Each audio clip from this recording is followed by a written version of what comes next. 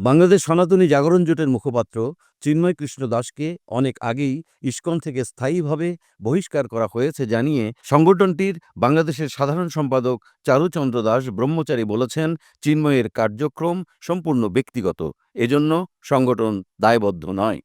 বৃহস্পতিবার ২৮ নভেম্বর দুপুরে ইসকন স্বামীবাগ আশ্রমে আয়োজিত এক সংবাদ সম্মেলনে এসব কথা বলেন চারুচন্দ্র দাস ব্রহ্মচারী।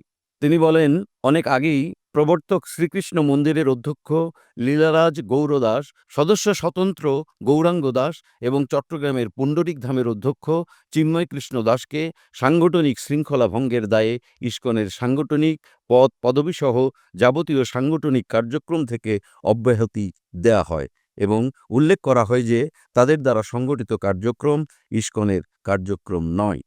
তিনি আরও বলেন, গত ৩রা অক্টোবর অফিসিয়াল বিবৃতির মাধ্যমে জানানো হয় যে চিন্ময় কৃষ্ণ দাস ইসকন বাংলাদেশের মুখপাত্র নন, তাই তার বক্তব্য সম্পূর্ণ ব্যক্তিগত।